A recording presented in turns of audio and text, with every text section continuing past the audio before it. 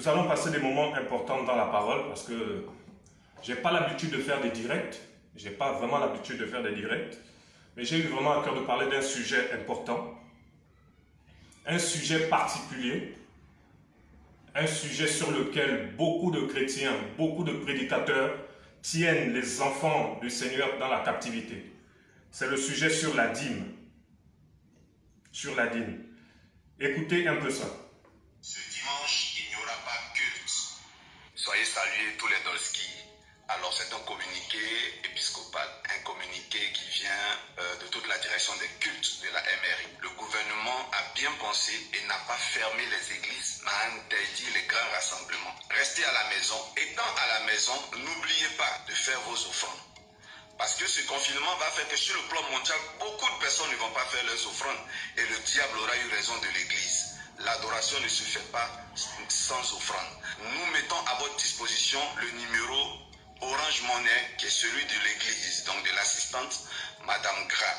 Et restez connectés sur la page MRI pour suivre le culte du dimanche.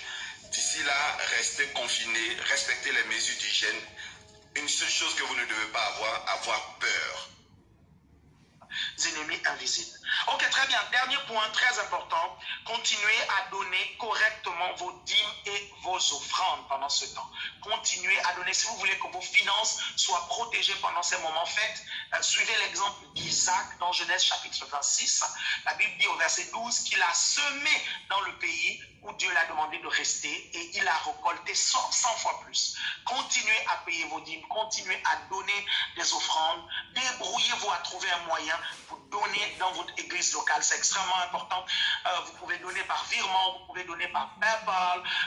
Si vous pouvez donner par chèque, vous prenez une enveloppe, vous marquez et vous envoyez à l'adresse tout simplement de votre église locale ou à l'adresse du responsable de votre paroisse. Ok? Et c'est important que vous demandiez ces renseignements-là à votre responsable de réseau.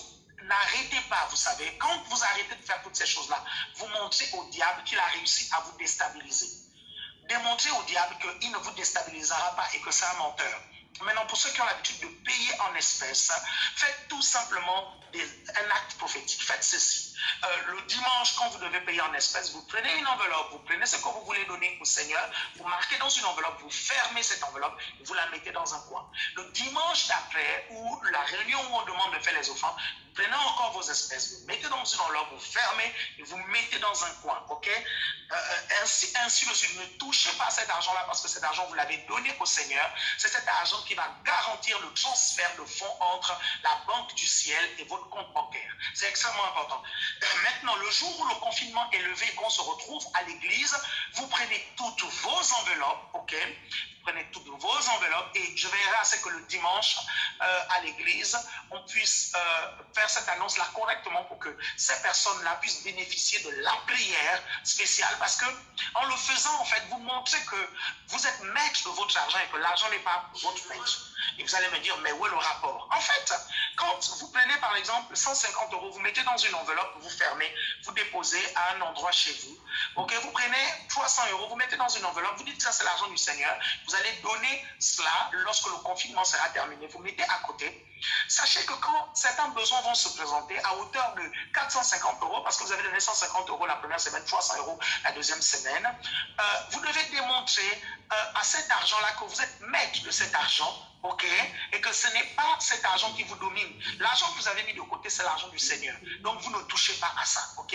Vous ne touchez pas à ça et vous démontrez à cet argent-là que cet argent ira dans les trésors de la maison de Dieu. Est-ce que vous suivez? Si vous faites ça et vous développez ces habitudes-là, pendant ce temps de confinement, vous avez déjà développé une habitude qui vous permettra de correctement épargner et de ne jamais toucher l'argent de Dieu. Et je vous assure, beaucoup d'entre vous, vous allez voir des miracles financiers se produire. Je vous assure, incroyable, des miracles incroyables se produire parce que vous aurez respecté ce principe-là. C'est le moment de pratiquer le moment de pratiquer le principe de la semence et de la moisson. Parce que votre bénédiction dépend de la bénédiction de votre maison spirituelle. Donc n'abandonnez pas votre maison spirituelle. Ok? La Bible dit apportez à la maison du trésor toutes les dîmes et les offrandes. Ah, c'est pas fini, frères et sœurs. Nous sommes dans des temps graves. Les temps graves. Je demande à mes fidèles, j'ai combien de fidèles là? J'attends les offrandes de tous mes fidèles par Orange Money et tous ceux qui connaissent. Si tu n'as pas envoyé ton offrande ce dimanche, si tu n'as pas envoyé ton offrande le dimanche prochain, dans 3 dimanches, je vais faire une vidéo avec une bouteille de verre et un verre de vin. Je vais faire une libation internationale filmée en direct. Et je vais commencer à prier contre les fidèles qui n'ont pas fait d'offrande le dimanche qui va suivre. Et ça va passer même sur les réseaux sociaux. Les gens n'ont qu'à dire ce qu'ils veulent. Je vais maudire chaque fidèle qui ne fera pas d'offrande à l'Éternel. Tu vas parler, ton sujet ne va jamais monter. Je vais fermer le ciel sur ta tête. Il y a trop de bandits dans l'église, des voyous qui... Frères et sœurs, voici l'état de l'Église aujourd'hui.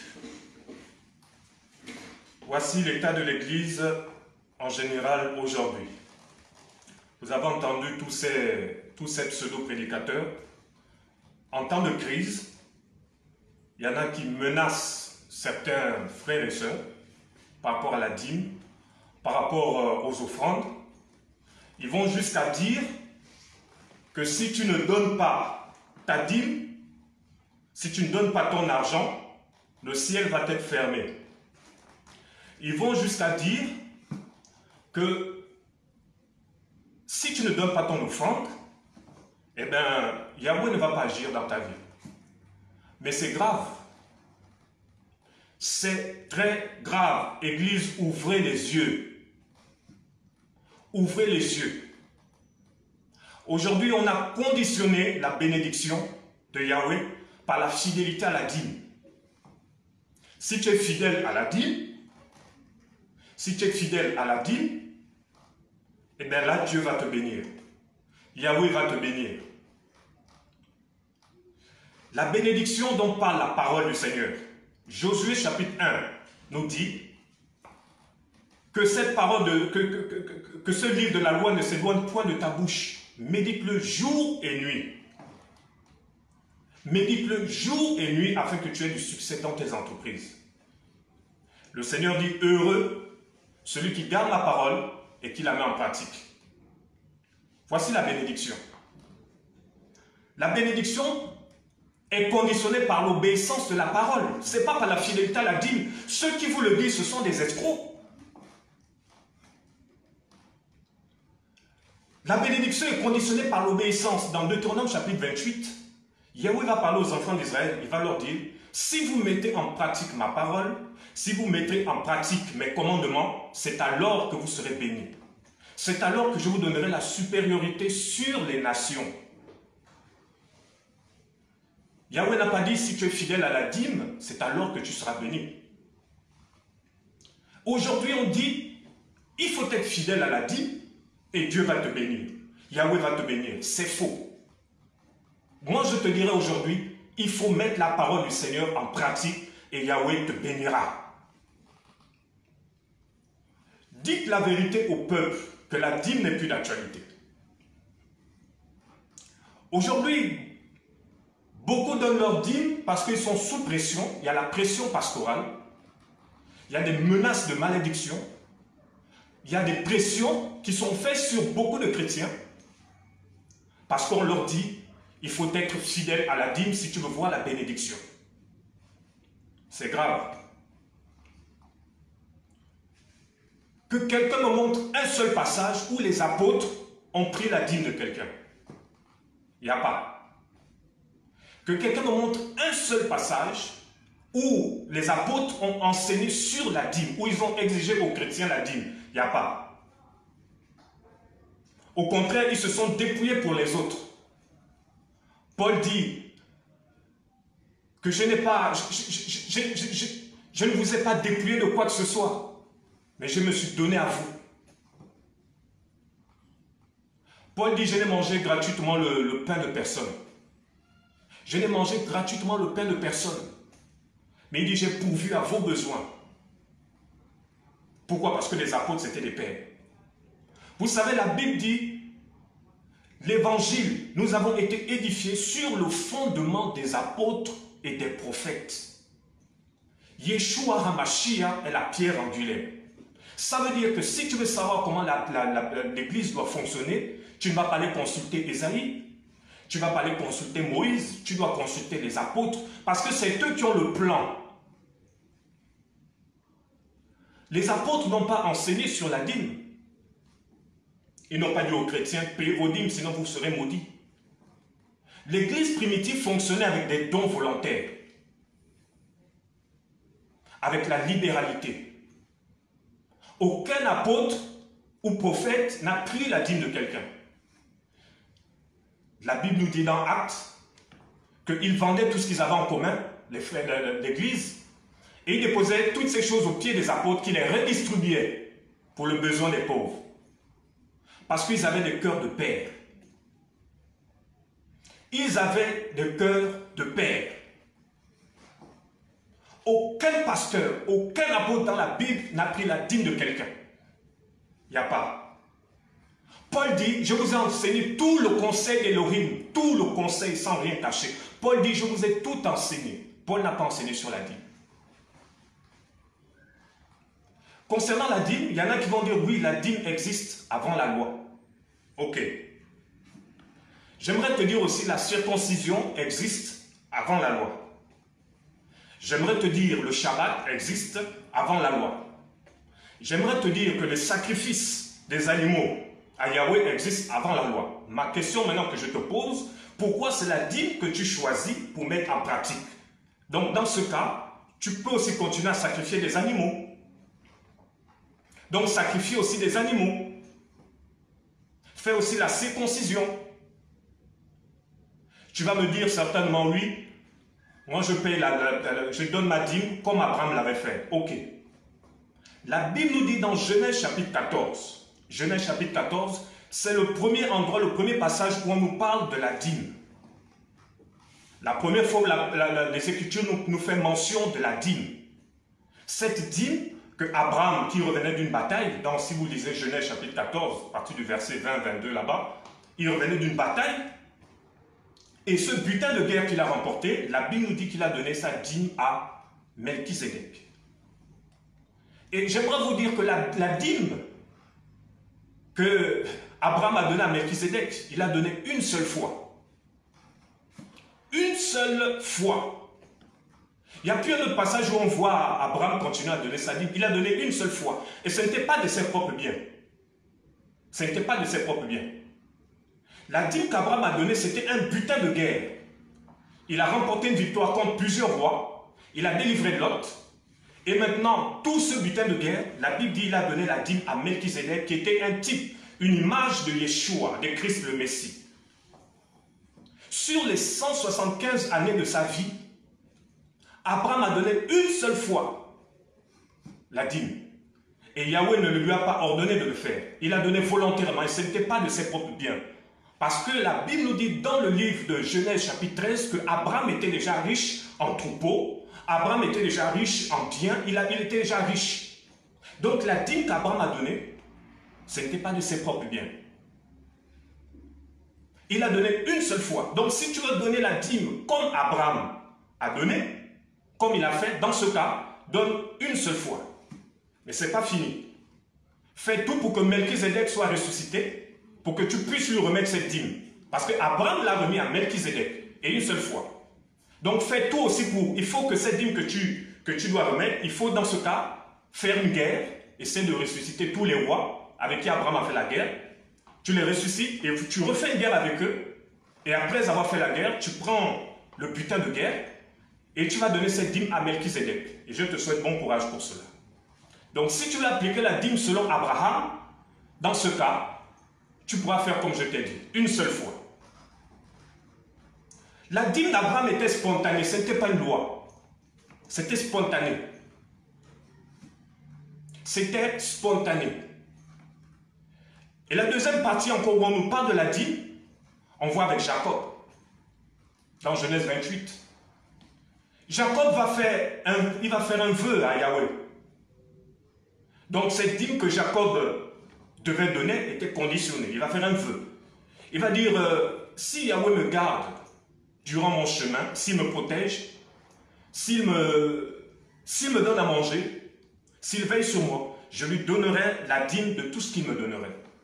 Ici, Jacob va faire simplement un vœu. Ce n'était pas une loi. Comme tout chrétien aujourd'hui peut faire un vœu au Seigneur. Tu peux dire, Seigneur, si tu me bénis, si tu me donnes ceci, j'enlèverai une partie que je pourrais donner à telle ou telle personne ou une œuvre missionnaire. C'est un vœu, c'est personnel, mais ce n'était pas une loi.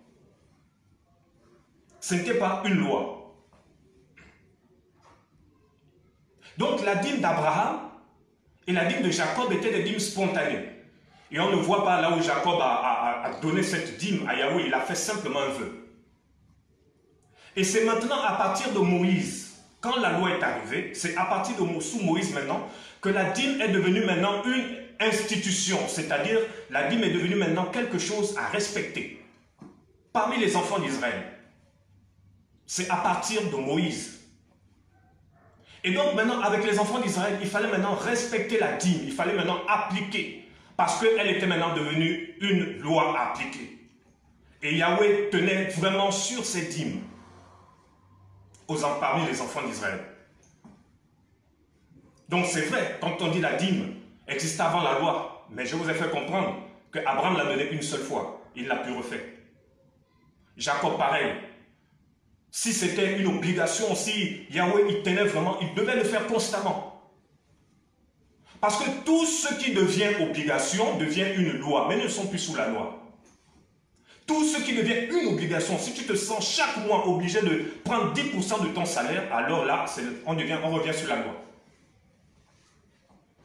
Donc la dîme est devenue une institution, c'est devenu quelque chose à respecter à partir de la loi. Lorsque Yahweh s'est révélé à Moïse pour lui donner la loi. Et là maintenant, Yahweh il tenait fortement à ce que les enfants d'Israël puissent mettre un accent sur la dîme. Et je vais vous dire une chose. Beaucoup vont me poser certainement la question, ils vont dire, sans la dîme, comment allons-nous payer les factures du ministère? Comment allons-nous payer les factures de notre assemblée? Comment allons-nous payer le salaire de nos dirigeants? Mais je vais vous dire une chose. La dîme n'a jamais été utilisée pour la construction ou la maintenance du tabernacle. La dîme n'a jamais été utilisée pour la construction et la maintenance du temple, ni des synagogues. Moïse va dire aux enfants d'Israël que de faire une offrande volontaire pour la construction du tabernacle. Jamais la dîme n'a été utilisée pour construire ou faire la maintenance du tabernacle. Jamais. Jamais. Ni même le temple. Moïse va dire aux enfants d'Israël, faites une offrande pour la construction du tabernacle. Faites une offrande pour la construction du tabernacle. Le roi David, par rapport au temple de Jérusalem, il va faire des dons volontaires. Il va exiger d'autres leaders à le faire pour la construction du temple. Pareil pour Néhémie. La dîme, dans les Écritures, était destinée aux veuves, aux orphelins, aux étrangers et aux Lévites. Voici ce que la Bible enseigne sur la dîme. C'était destiné à ces personnes. Voilà pourquoi dans Deutéronome chapitre 14, parce que quand tu me dis aujourd'hui, oui, on peut donner sa dîme, je donne ma dîme. Voilà pourquoi justement beaucoup de prédicateurs vous dépouillent. Parce qu'ils ne vous disent pas des vérités. Parce qu'ils ne vous disent pas des vérités, ils vous dépouillent. Alors que la dîme, dans les Écritures, était destinée pour le soutien des veuves, des orphelins, des étrangers et des Lévites. Parce qu'il y avait plusieurs sortes de dîmes. Et ce n'était pas en argent. Ce n'était pas ton salaire chaque fin du mois à donner. Ce n'était pas ça. Ce n'était pas ça. Frère,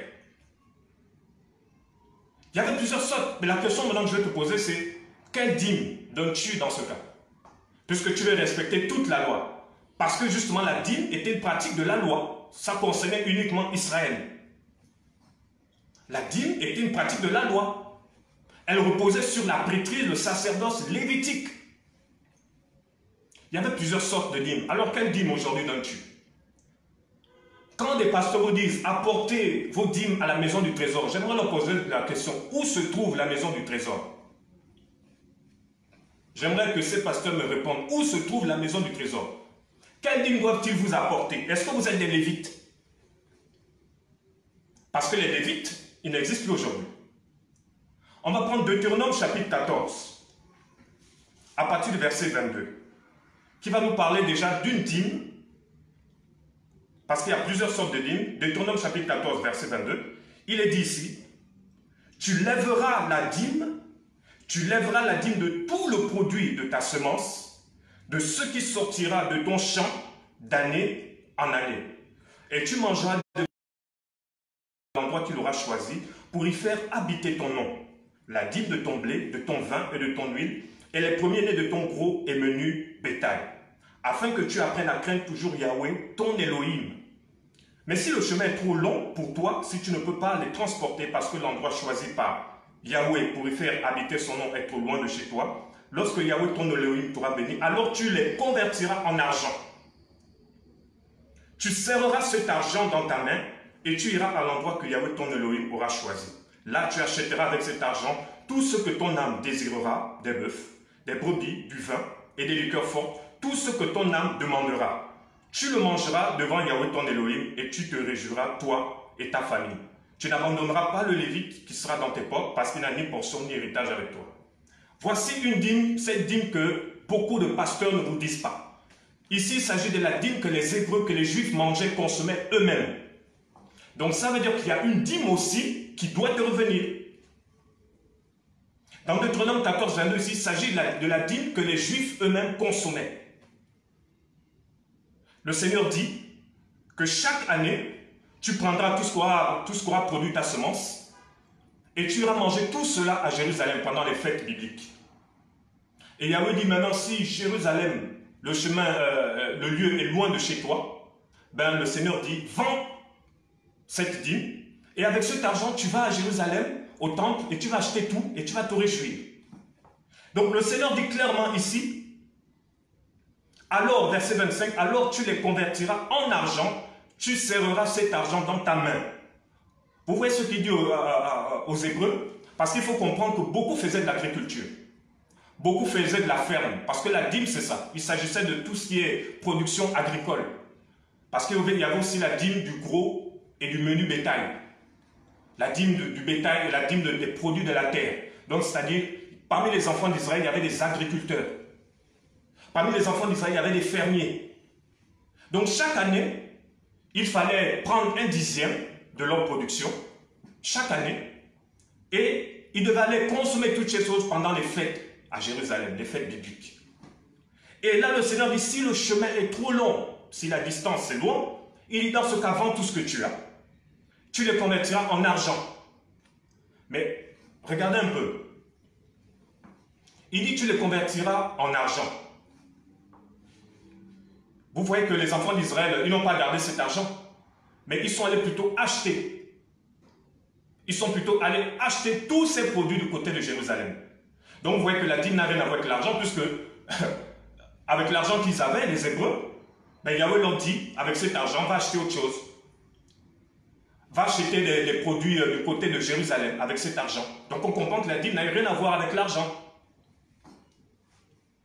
Donc c'est cette dîme que les Juifs eux-mêmes consommaient. Malheureusement, aujourd'hui, quand on parle beaucoup de dîmes, il s'agit aujourd'hui de la dîme est devenue le salaire d'un groupe de personnes, d'une élite. Le salaire des pasteurs, des prophètes, des docteurs, c'est devenu leur salaire. Alors que la dîme n'était pas destinée à ce que ce soit le salaire de qui que ce soit. La dîme servait à aider les Lévites, soutenir les pauvres, les veuves et les orphelins.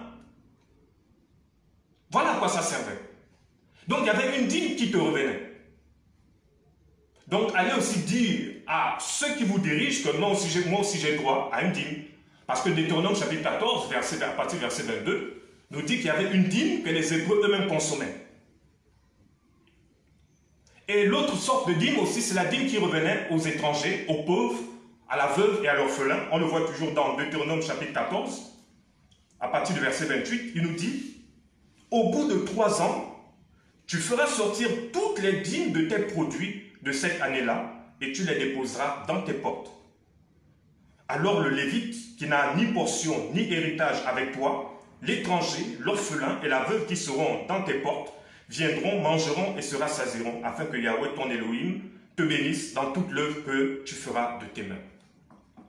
Donc voilà aussi un autre type de dîme, c'est celle qui revenait aux étrangers, à la veuve, à l'orphelin. Parce que Dieu, le Seigneur, avait mis en place cette dîme pour soutenir les démunis, pour soutenir les plus pauvres. Voilà pourquoi il l'avait mis en place tout seul. Donc, tous les 3 ans, Yahweh demandait aux enfants d'Israël, notamment ceux qui étaient dans l'agriculture, ceux qui étaient dans le bétail, les fermiers, que tous les 3 ans, tu feras sortir toutes les dîmes de tes produits et tu les déposeras. Alors le Lévite, qui n'a ni portion ni héritage avec toi, l'étranger, l'orphelin, la veuve, qui sont dans tes portes, viendront. Donc cette dîme-là, les pauvres aussi venaient consommer cela. Mais malheureusement aujourd'hui, des personnes même qui n'ont pas de moyens. J'ai eu à faire plusieurs missions dans des villages. Il y a des mamans, des vieilles mamans qui n'ont pas de moyens, à qui certains prédicateurs, certains pasteurs leur dépouillent en leur disant il faut donner la dîme, sinon tu seras maudit. Alors que ce n'est pas ça ce que la Bible nous enseigne. C'est pas ça. Si tu ne donnes pas ta dîme, tu seras maudit. Alors que sous la loi, une dîme aussi revenait aux pauvres, aux orphelins, aux veuves. Voilà pourquoi lorsque un orphelin était adopté, il n'était plus éligible à la dîme. Pourquoi? Parce qu'il pouvait déjà trouver un environnement où on pouvait prendre soin de lui. Pareillement aussi pour une veuve. Lorsqu'une veuve se remariait, elle n'était plus éligible à la dîme. On voit le cas de Naomi et Ruth. Ruth était une étrangère. C'était des femmes veuves. Mais lorsque Ruth s'est mariée à Boaz, elle n'a plus droit à la dîme. En fait, ce qu'il y a de commun entre l'étranger, la veuve, l'orphelin et le lévite, ce qu'il y a de commun entre eux, c'est qu'eux, ils n'avaient pas de part d'héritage en Israël. Ils n'avaient pas de part. C'est ce qu'il y a de commun entre eux. Donc, ils étaient éligibles à la dîme, éligibles pour recevoir des dîmes. C'est comme si vous êtes pauvre, vous êtes orphelin, vous êtes... ça ne va pas par exemple dans votre vie, c'est compliqué, vous êtes éligible à la dîme. Mais lorsque la veuve maintenant se remariait, elle n'était plus éligible à la dîme. Donc on comprend que cette dîme-là servait, la deuxième sorte de dîme, elle servait à aider les pauvres, les veuves, les orphelins. Et le soutien des Lévites. Parce que les Lévites parcouraient toute la terre d'Israël, toutes les villes agricoles pour récolter les dîmes. On va le prendre dans Néhémie. On va prendre le livre de Néhémie, chapitre 10. On va prendre Néhémie, si mon frère peut m'accompagner. Néhémie, chapitre 10. Néhémie, chapitre 10.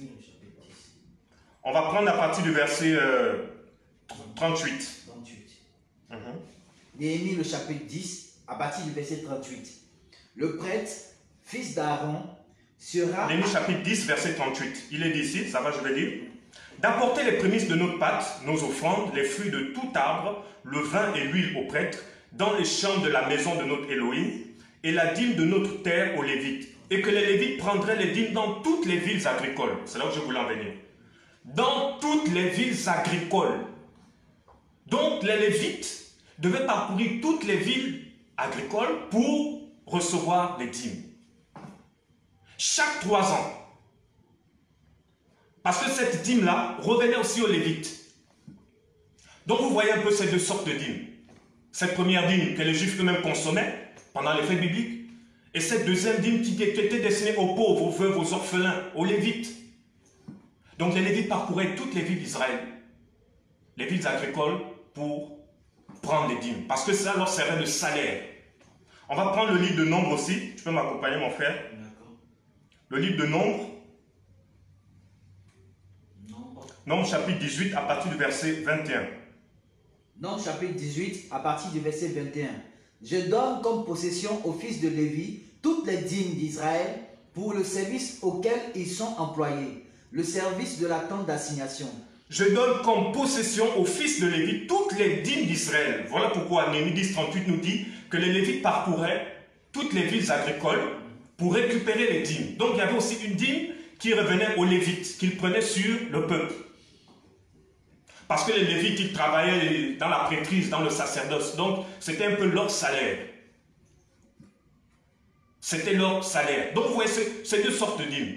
Et nous allons aussi prendre Nombre chapitre 18, à partir du verset 26. Il s'agit maintenant de la dîme, une autre sorte de dîme aussi, la dîme de la dîme. Nombre chapitre 18, à partir du verset 26. Vas-y. Tu parleras aussi aux Lévites, et tu leur diras, quand vous recevrez des enfants d'Israël les dîmes que je vous donne de leur part comme possession, vous en offrirez l'offrande élevée à Yahweh, la dîme de la dîme. La dîme de la dîme, c'est la dîme que les Lévites donnaient aux prêtres. Voilà quoi un autre type de dîme. C'est la dîme que les Lévites donnaient aux prêtres. Il dit, quand vous recevrez des enfants d'Israël les dîmes que je vous donne de leur part, comme possession, vous en offrirez l'offrande élevée à Yahweh, la dîme de la dîme. Donc la dîme de la dîme revenait aux prêtres. C'est important de vous sortir un peu tous ces types de dîmes. Parce qu'il faut comprendre que tous les prêtres, c'était des Lévites. Mais tous les Lévites n'étaient pas des prêtres. Ceux qui étaient des prêtres descendaient de la famille d'Aaron. Les Lévites, en fait, c'était des serviteurs ou encore des assistants des prêtres. C'était des assistants des prêtres. Ils étaient là pour l'entretien du temple, pour jouer de la musique, pour laver les vêtements des prêtres. Mais ce n'est pas tous les Lévites qui étaient des prêtres. Seuls ceux qui étaient de la famille d'Aaron étaient prêtres. Et c'est eux qui recevaient la dîme de la dîme. Voilà pourquoi Yahweh a dit aux Lévites que lorsque vous allez parcourir les villes agricoles pour récupérer les dîmes, dans ce que vous allez récupérer, vous allez encore prendre une offrande, une dîme, que vous allez donner aux prêtres. Et ce qu'ils devaient donner aux prêtres, dans cette dîme-là, il fallait que cette dîme soit constituée des meilleurs produits. Il fallait que cette dîme soit constituée des meilleurs produits. On va prendre Nombre chapitre 18. Mon frère, tu vas m'accompagner. Nombre chapitre 18 à partir du verset 21. Attends, je vais d'abord prendre. Ok. Allez, tu peux lire à partir du verset 21. Je donne comme possession aux fils de Lévi toutes les dîmes d'Israël pour le service auquel ils sont employés. Lis plutôt le verset 26. C'est mieux le verset 26. Verset 26. Tu parleras aussi aux Lévites et tu leur diras, quand vous recevrez des enfants d'Israël les dîmes que je vous donne de leur part comme possession, vous en offrirez l'offrande élevée à Yahweh, la dîme de la dîme. La dîme de la dîme. La dîme de la dîme. Donc cette offrande qui revenait aux prêtres lévites. Et Yahweh disait que dans cette dîme de la dîme, il faudra que cela soit de meilleurs produits. Il ne faudra pas que ce soit des animaux malades. Il ne faudra pas que ce soit quelque chose de souillé. Parce que vous savez, Yahweh exigeait véritablement à ce que les enfants d'Israël puissent examiner toutes sortes d'animaux. Parce que le Seigneur voulait que les choses soient véritablement pures. Donc c'était, on voit, la dîme de la dîme, ce qui revenait aux prêtres. Mais la question maintenant que je vais poser à beaucoup aujourd'hui. Parmi toutes ces dîmes, laquelle donnes-tu aujourd'hui? Laquelle des dîmes donnes-tu aujourd'hui? Par rapport à toutes ces sortes, laquelle tu donnes? Parce que les Lévites n'existent plus. Il n'y a plus de Lévites. Quelle dîme donnes-tu aujourd'hui? Est-ce que les pauvres, les veuves, les orphelins aujourd'hui, est-ce que aussi vous leur donnez aussi une dîme? Pourquoi penser seulement au salaire des pasteurs? Alors que dans l'ancienne alliance, la dîme n'était pas destinée à cela. Ce n'était pas destiné à cela. Et le passage fétiche que tout le monde prend, Malachie chapitre 3, verset 8 à 10, si tu peux lire. Malachie chapitre 3, verset 8 à 10. Malachie le chapitre 3, à partir du verset 8.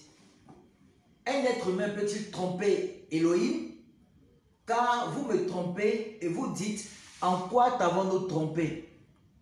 Dans les dîmes et les offrandes.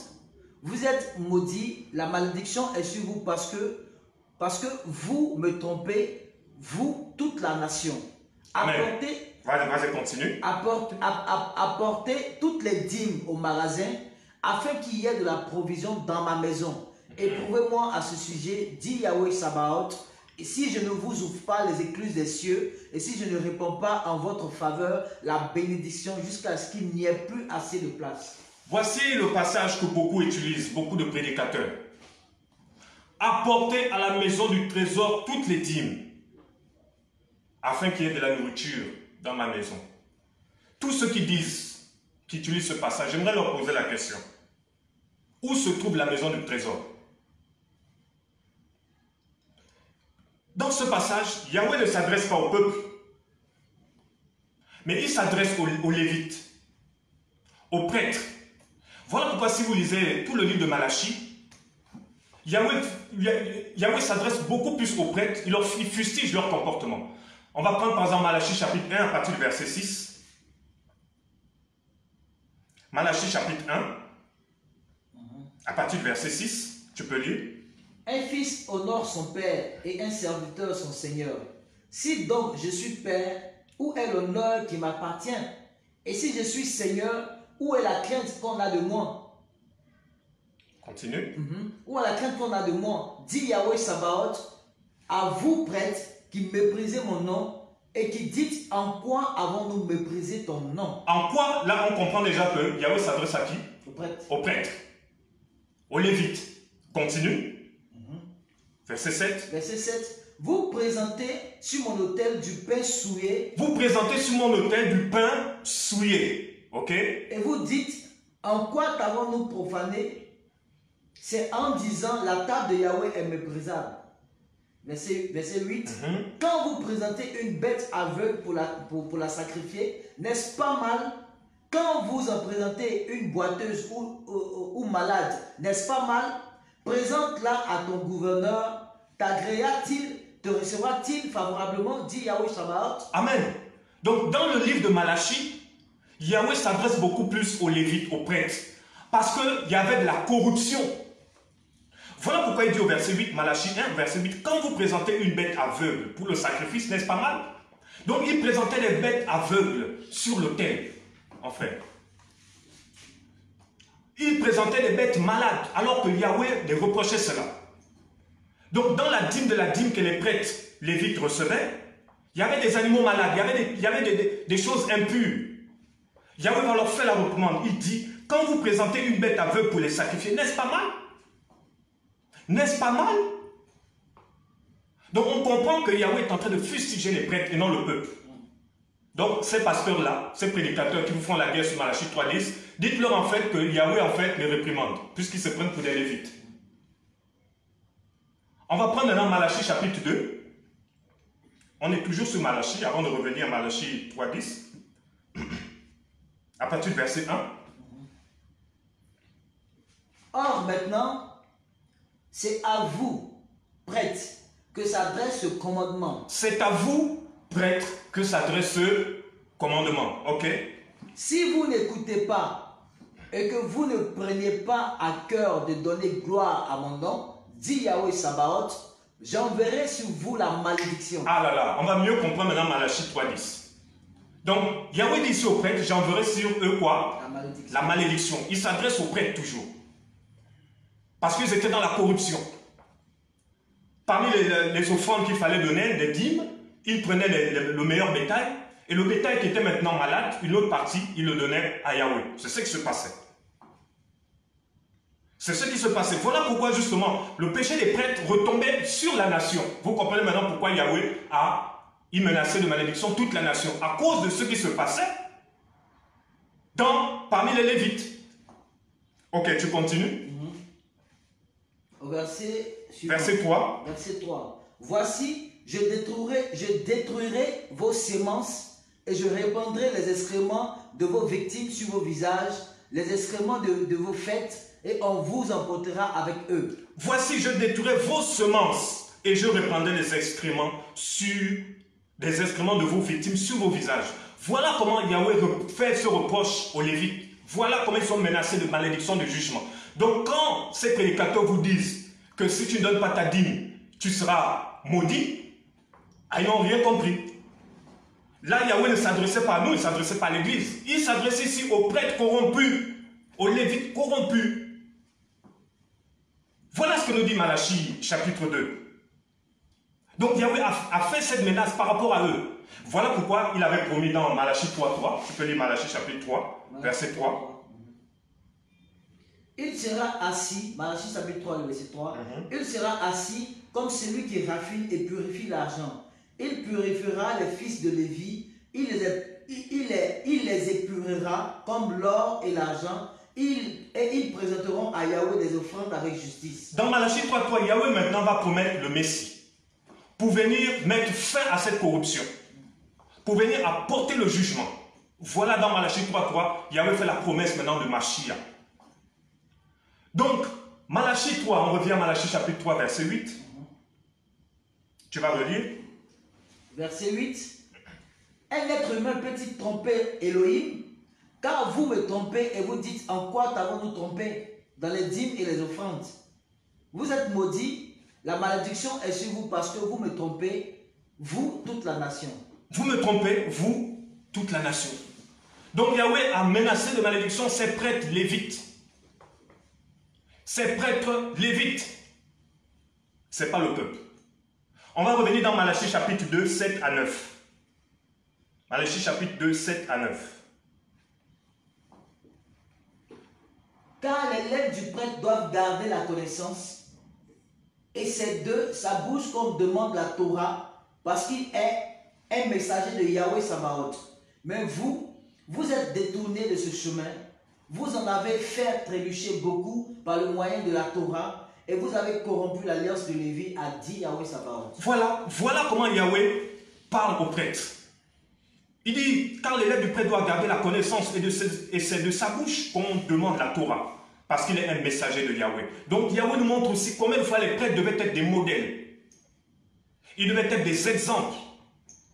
Mais malheureusement, ils étaient dans la corruption. Et au verset 8, il dit, mais vous vous êtes détournés de ce chemin et vous en avez fait trébucher beaucoup. C'est ce qui se passe aujourd'hui avec beaucoup de prédicateurs. Ils détournent beaucoup de frères et sœurs de chrétiens sur le chemin de la perdition. Ils vous disent de faire des choses, de pratiquer des choses, mais eux-mêmes, ils ne le font pas. Voilà pourquoi Yahweh, après, se reproche justement aux prêtres, aux lévites. Et vous allez maintenant mieux comprendre Malachie chapitre 3, verset 8 à 10, où Yahweh dit, maintenant, si vous n'apportez pas vos dîmes, vous êtes frappés de malédiction. De quelle dîme s'agit-il? Malachie 3, 10. Malachie 3, le verset 10. Juste le verset 10. N'avons-nous pas tous un seul Père? Non, Malachie 3, le verset 10. Oui. Apportez toutes les dîmes au magasin, afin qu'il y ait de la provision dans ma maison. Éprouvez-moi à ce sujet, dit Yahweh Sabaoth, si je ne vous ouvre pas les écluses des cieux, et si je ne réponds pas en votre faveur la bénédiction jusqu'à ce qu'il n'y ait plus assez de place. Amen. Apportez toutes les dîmes au magasin. Dans d'autres versions, c'est la maison du trésor. Mais c'est la même chose. Il dit apporter toutes les dîmes au magasin. Le magasin, il n'y a pas de magasin aujourd'hui, il n'y a pas de chambre de trésor aujourd'hui. De quelle dîme s'agit-il? Apporter toutes les dîmes à la maison du trésor. Pour bien comprendre ce verset, on va aller dans Néhémie chapitre 10, verset 4 d'abord. Néhémie chapitre 10, verset 4.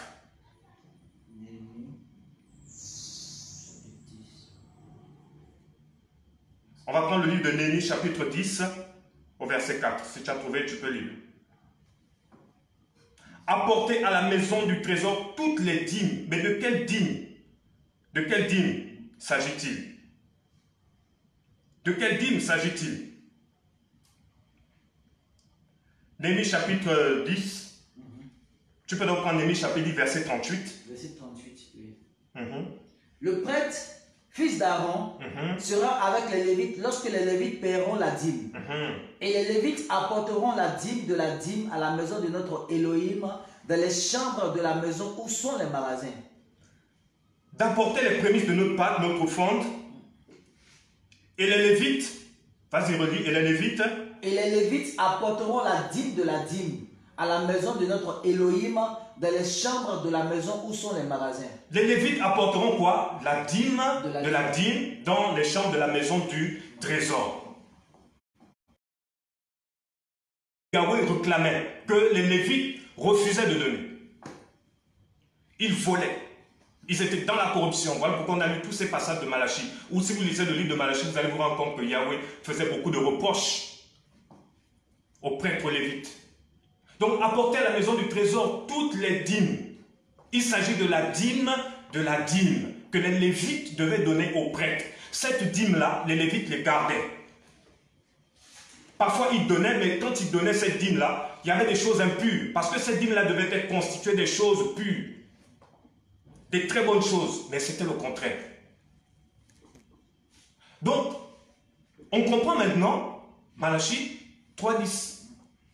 Donc, quand ces pasteurs-là vous disent apporter à la maison du trésor toutes les dîmes. Où est la maison du trésor? Ça n'existe pas. Parce que le temple de Jérusalem n'existe plus. Ça n'existe pas. Parce qu'il n'y a plus le temple de Jérusalem. Donc, la maison du trésor, c'était des magasins, des greniers, dans lesquels on déposait toutes ces dîmes, tous ces produits. C'est là où c'était stocké. Donc, il y avait beaucoup de corruption parmi les Lévites. Ils volaient. Donc, cette malédiction concerne plus les Lévites, mais pas le peuple. Donc, c'est condamné. Tu ne dois pas te sentir condamné. Elle ne concernait pas les Lévites, le peuple, mais les Lévites. Apportez à la maison du trésor toutes les dîmes et les offrandes. Et la suite, il dit, et vous verrez si je n'ouvre pas sur vous les écluses des cieux. Comment toi qui es enfant d'Élohim, enfant du Seigneur, enfant de Yahweh, veux-tu que Yahweh t'ouvre encore les écluses des cieux alors que tu es déjà assis dans les lieux célestes en Yeshua? Tu es déjà assis dans les lieux célestes en Yeshua. Tu es déjà assis. Comment va-t-on encore t'ouvrir les écluses des cieux? La Bible nous dit Christ, Yeshua, nous a pris, il nous a fait asseoir dans les lieux célestes. Parce que sous la loi, le non-paiement de la dîme, lorsque tu ne payais pas ta dîme, tu étais comme frappé de malédiction. Mais Yeshua, lorsqu'il est venu, il a annulé ces malédictions. Voilà pourquoi justement les pharisiens, ils vont dire Yeshua, Jésus va dire aux pharisiens que vous payez la dîme de la menthe dans Matthieu 23, mais vous négligez ce qui est le plus important dans la loi. On comprend que la dîme faisait partie de la loi. Mais quand Yeshua, avant qu'il ne meure et qu'il ne soit ressuscité, il n'empêchait pas aux gens de pratiquer la dîme. La preuve, c'est que lorsqu'il guérissait des malades, il disait d'aller présenter une offrande de temple parce qu'il n'était pas encore mort et ressuscité. Voilà pourquoi les pharisiens pouvaient continuer à donner leur dîme. Mais lorsque Yeshua est allé à la croix, il a dit tout est accompli. Tout. Donc la dîme faisait partie de la loi. C'était une pratique de la loi. Même si tu me dis que la dîme existe avant la loi, mais j'en ai déjà parlé. Quand Yeshua a dit tout est accompli, tout est accompli. Voilà pourquoi justement les apôtres n'ont pas enseigné sur la dîme. Il n'y a aucun passage dans la Nouvelle Alliance où on voit les premiers chrétiens donner leur dîme. C'était des offrandes volontaires, des dons volontaires. C'était la libéralité. 2 Corinthiens chapitre 9 nous dit que chacun donne comme il a résolu dans son cœur, sans tristesse ni contrainte, car Yahweh aime celui qui donne avec joie. Il donnait ça librement, de façon libre. Voilà pourquoi aujourd'hui, quand on regarde aujourd'hui l'état de l'Église, on menace les gens de malédiction. On va prendre aussi Hébreux chapitre 5, verset 12. Un passage qui est venu aussi tout de suite. Hébreux 5, 12. Hébreux chapitre 5, verset 12. Je vais lire, c'est bon. Car vous qui devriez aussi être des docteurs, vu le temps, vous avez encore besoin qu'on vous enseigne les premiers rudiments des oracles de Elohim. Et vous êtes devenus tels que vous en avez encore besoin de lait et non d'une nourriture solide. On va prendre aussi Hébreux chapitre 7. À partir du verset 11. Hébreux chapitre 7 à partir du verset 11, on va bientôt terminer. En effet, si la perfection avait été le moyen de la prêtrise lévitique, car c'est sur elle que repose la Torah donnée au peuple, quel besoin y aurait-il eu encore que se lève un autre prêtre selon l'ordre de Melchisédek? Ok, je vais dire. En effet, si la perfection avait été par le moyen de la prêtrise lévitique, car c'est sur elle que reposait la Torah donnée au peuple, la loi. Donc la loi reposait sur la prêtrise lévitique, le sacerdoce lévitique. Voilà sur quoi reposait la dîme. Sur le sacerdoce lévitique. Verset 12. Quand la prêtrise étant changée, il y a nécessairement un changement de loi. Il y a nécessairement un changement de loi. La prêtrise étant changée, il y a maintenant un changement de loi. Tout est changé. Donc la dîme reposait sous la prêtrise lévitique. Mais notre grand prêtre n'est pas de la tribu de Lévi, comme la famille d'Aaron. Il est de quelle tribu? La tribu de Yehuda, la tribu de Juda. Et regardez par la suite, au verset 12, car la prêtrise étant changée, le changement de la Torah aussi devient une nécessité. Car celui à l'égard duquel ces choses sont dites a fait partie d'une autre tribu, dont aucun membre n'a été attaché à l'autel. Car il est connu de tous que notre Seigneur est descendu de la tribu de Yehuda, à l'égard de laquelle Moïse n'a rien dit concernant la prêtrise. Donc Moïse n'a rien dit concernant la prêtrise au sujet de la tribu de Juda. Il n'a rien dit. Parce que sous la prêtrise lévitique, c'était la famille d'Aaron. Et il y avait une loi qui était établie. Mais comme il y a maintenant un changement de loi, et notre grand prêtre, Yeshua, n'est plus de la tribu de Lévi, il est maintenant de quelle tribu? La tribu de Juda. Et dans cette tribu de Juda, Moïse n'a rien... Il n'y a pas une loi qui nous dit de donner la dîme. Oh Seigneur. Il n'y a pas. Dans le sacerdoce lévitique, il y avait une loi qui nous disait de quoi, mon frère? De donner la dîme. Dans la prêtrise lévitique, tout était établi pour donner la dîme dans la prêtrise lévitique. Maintenant, dans la prêtrise de Yeshua, dans la prêtrise de notre grand prêtre, Yeshua HaMashiach, il n'y a pas une loi qui nous dit de payer la dîme.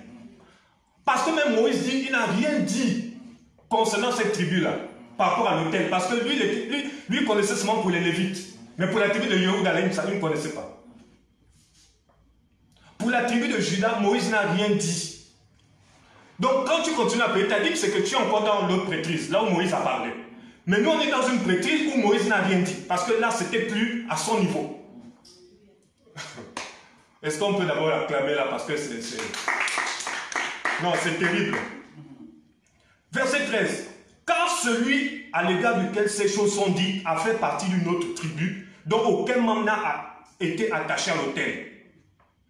Car il est connu de tous que notre Seigneur est descendu de la tribu de Juda, à l'égard de laquelle Moïse n'a rien dit concernant la prêtrise. Moïse n'a rien dit concernant la prêtrise. Lui, il était concentré plus sur tout ce qui était la prêtrise lévitique. Mais concernant la prêtrise, une prêtrise supérieure, Moïse n'a rien dit. Voilà pourquoi notre grand prêtre, c'est plus Aaron. Parce que Aaron, c'était l'image du Mashiach. C'était l'image de Jésus-Christ. Yeshua HaMashiach. Voilà pourquoi aujourd'hui, notre grand prêtre est de la tribu de Yehuda. La tribu de Juda, c'est Jésus-Christ de Nazareth, Yeshua HaMashiach. C'est lui notre grand prêtre. C'est lui notre grand prêtre. Il est le grand prêtre. Oh, frères et sœurs, nous ne sommes plus sous la prêtrise lévitique, mais nous sommes sous le sacerdoce royal. Le sacerdoce royal. La Bible dit, Yahweh a fait de nous des rois et des prêtres. Ça veut dire maintenant, nous tous, nous sommes des rois et des prêtres. Et je vous dis que sous la loi, aucun prêtre n'a donné la dîme. Personne. Tu es prêtre. Mais aucun prêtre n'a donné la dîme. Il la recevait. Il ne la donnait pas. Comment toi qui es prêtre, tu veux la donner? Alors que les prêtres ne donnaient pas. Ils la recevaient. Donc nous sommes tous des prêtres. Si tu veux donner la dîme à quelqu'un, il faut que lui aussi te donne. Parce que nous sommes tous prêtres.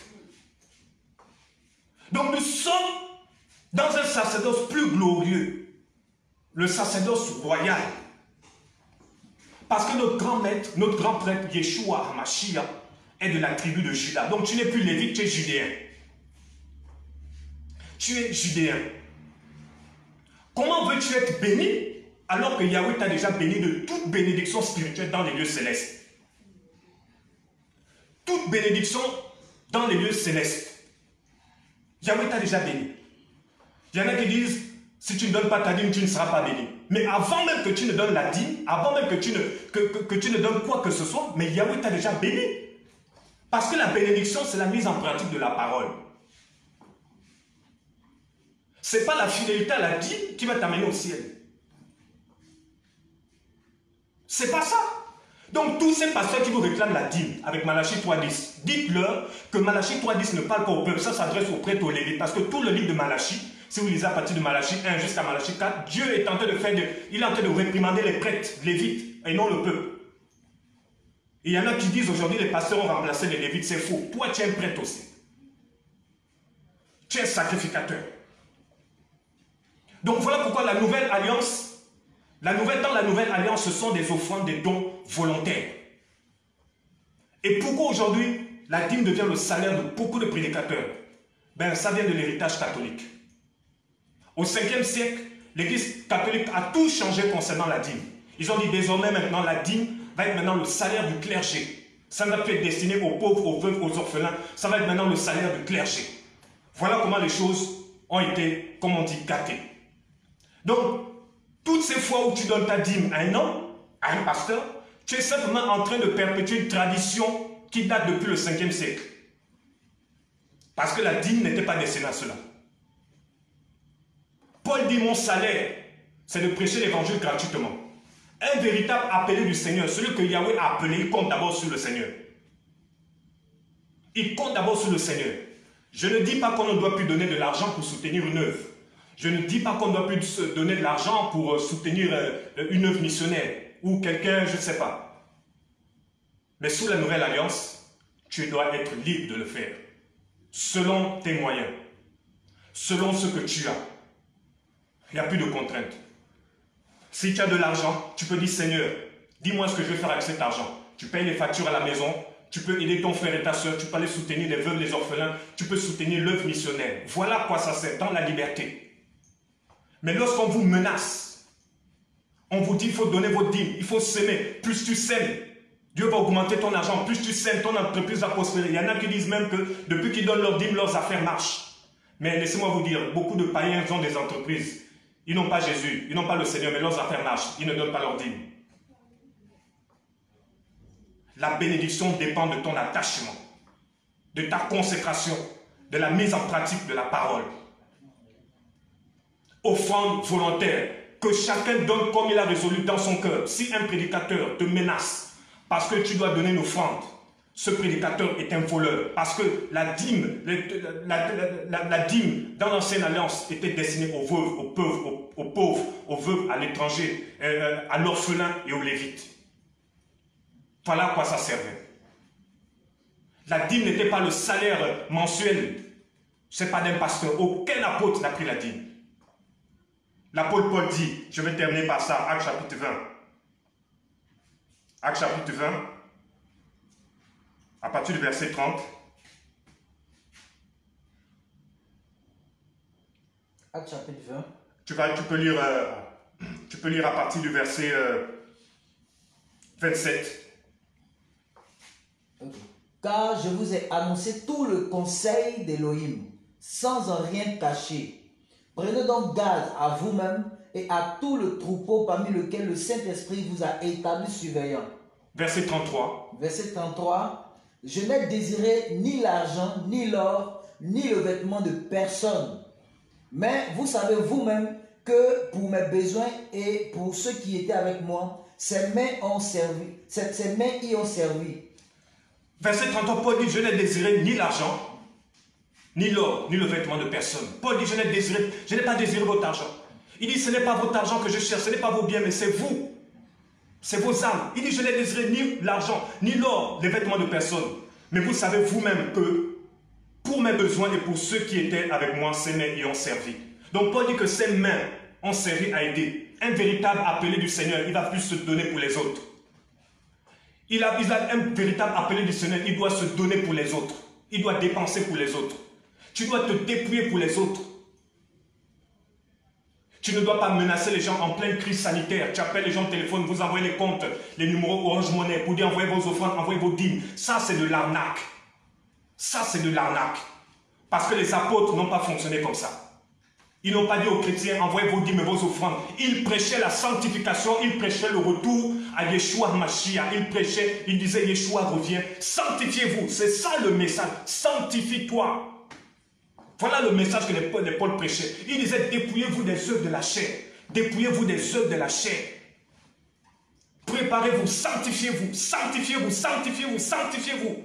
Il dit, je n'ai pas d'abord besoin de votre argent, j'ai besoin de vos cœurs. Voici le message qu'on doit vous dire. La dîme n'est plus d'actualité. C'était la loi. C'était, si tu veux payer comme Abraham, fais comme Abraham, donne une seule fois. Mais la dîme n'est plus d'actualité. Voilà pourquoi dans l'église primitive, personne n'a payé sa dîme. C'était que des dons volontaires. Voilà, frères et sœurs, je ne veux pas tirer en longueur. Je ne vais pas tirer en longueur. Nous aurons l'occasion, si le Seigneur permet, d'en partager sur d'autres sujets. Mais c'était pour vous encourager à demeurer dans la crainte du Seigneur, à fuir tous ces loups qui veulent vous dépouiller, qui vous disent que si vous ne donnez pas vos dîmes, vous n'irez pas au ciel. C'est faux. C'est pas ça. Vous devez vous sanctifier, vous mettre à part pour le Seigneur. Si vous avez de l'argent, aidez, soutenez les veuves, les orphelins, les pauvres, soutenez l'œuvre missionnaire, soutenez des ministères où vraiment c'est Christ, Yeshua qui est au centre, où on vous encourage à aller, parce que Yeshua revient bientôt. Le brigand qui est mort à la croix, qui était sur la croix, il n'a pas payé sa dîme, mais Yeshua a dit, aujourd'hui, tu seras avec moi dans le paradis. Il y a un dans le temple aussi qui s'est justifié en disant, je paye ma dîme tous les jours, je fais ceci, je fais cela. Yahweh dit non, c'est pas lui que tu n'es pas justifié. Mais c'est l'autre qui disait, Seigneur, je n'ose même pas lever les yeux vers toi. Yahweh dit, c'est celui-là qui est justifié. Donc soyez bénis, soyez encouragés. Sachez que tout ce que le Seigneur vous donne, tout ce qu'il vous donne, c'est pour lui. Ça lui appartient. Même si tu n'as pas d'argent, Yeshua en toi, c'est la bénédiction. C'est lui la véritable bénédiction. Voilà pourquoi l'apôtre Pierre disait, je n'ai ni or ni argent, mais ce que j'ai, je te le donne, Yeshua. Donc Yeshua est plus important que l'or et l'argent. En ces temps de crise, frères et sœurs, enracinez-vous. Toutes ces personnes qui vous envoient des numéros Orange Money, des RIB pour envoyer des dîmes et offrandes, c'est de l'arnaque, c'est du vol. C'est du vol. La dîme n'est plus d'actualité sous la nouvelle alliance, c'est des offrandes volontaires, c'est des dons volontaires. Tu dois donner selon ton cœur, selon tes moyens. Tu dois donner, tu dois aider les veuves, les pauvres, les orphelins. Que le Seigneur soit béni, que le Seigneur soit avec vous. Je ne suis pas venu condamner qui que ce soit, mais ce message n'était pas destiné aux fanatiques, ce n'était pas destiné à toutes ces personnes qui suivent les hommes. Je sais que beaucoup ne seront pas d'accord, mais ce n'est pas mon problème. Allez lire la parole et que le Seigneur soit béni, soyez encouragés et que le Seigneur vous fortifie là où vous êtes, que le Seigneur guérisse tous ceux qui sont malades, que le Seigneur vous fortifie et qu'il vous remplisse encore. Soyez bénis, voilà, c'était le frère Yannick depuis Abidjan, en Côte d'Ivoire. Et voilà, allez, soyez encouragés.